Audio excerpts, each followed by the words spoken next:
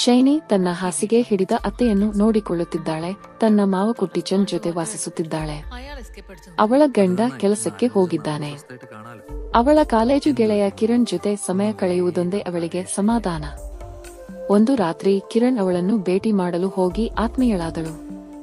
ಆ ನಂತರ ಶೈನಿ ಕಿರಣ್ ಹೇಳುತ್ತಾಳೆ, ಸುಮಾರು 4 ವರ್ಷಗಳಿಂದ ತನ್ನ ಅತ್ತೆಯನ್ನು ನೋಡಿಕೊಳ್ಳುವುದರಲ್ಲಿ ಬೇಸತ್ತಿದ್ದಾಳೆ ಮತ್ತು ಇದರಿಂದ ತನಗೆ ಸ್ವಾತಂತ್ರ್ಯ ಬೇಕು. ಓಕೆ ತನ್ನ ಅತ್ತೆಯನ್ನು ಕೊಲ್ಲಲು ನಿರ್ಧರಿಸುತ್ತಾಳೆ.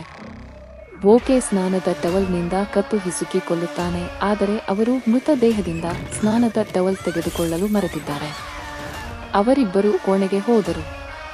ಅದರ ನಂತರ ಕುಟ್ಟಿಚಂದ್ ತನ್ನ ಹೆಂಡತಿಯನ್ನು ನೋಡಲು ಬಂದಾಗ ಅವಳು ಸತ್ತಿರುವುದನ್ನು ಕಂಡು ದುಃಖಿಸುತ್ತಾನೆ. ಕುಟ್ಟಿಚಂದ್ ತನ್ನ ಕೋಣೆಯಲ್ಲಿ ಯಾರೊಂದಿಗಾದರೂ ಮಾತನಾಡುತ್ತಿರುವುದನ್ನು ಕೇಳುತ್ತಾನೆ. ಶೈನಿ ಮತ್ತು ಕಿರಣ್ ಉದ್ವಿಗ್ನರಾಗುತ್ತಾರೆ ಮತ್ತು ಅವರು ಕೊಲೆಯನ್ನು ದೃಢೀಕರಿಸಲು ಹೋಗುತ್ತಾರೆ. ಅವರು ಮೃತದೇಹವನ್ನು ನೋಡಿದಾಗ ಬಾತ್ ಟವಲ್ ಕಾಣೆಯಾಗಿರುವುದನ್ನು ಅವರು ಕಂಡುಕೊಳ್ಳುತ್ತಾರೆ.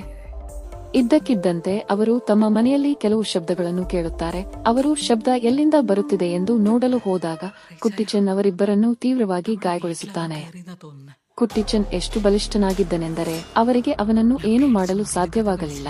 ಶೈನಿ ಕಿರಣ್ನ ಸ್ನೇಹಿತನನ್ನು ಮನೆಗೆ ಕರೆಸಿ ಕುಟ್ಟಿಚಂದ್ ಅನ್ನು ಕೊಲ್ಲುವಂತೆ ಕೇಳುತ್ತಾಳೆ. ಕಿರಣ್ನ ಸ್ನೇಹಿತ ಬಂದಾಗ ಕುಟ್ಟಿಚಂದ್ ಅವನನ್ನು ಕೊಲ್ಲುತ್ತಾನೆ.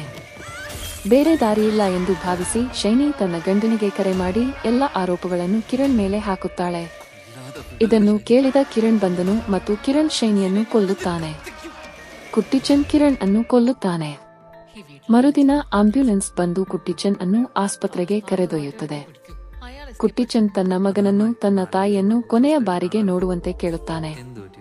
ಶೈನಿಯ ಗಂಡ ಮನೆಯೊಳಗೆ ಹೋದಾಗ ಅದು ರಕ್ತದಿಂದ ತುಂಬಿತ್ತು.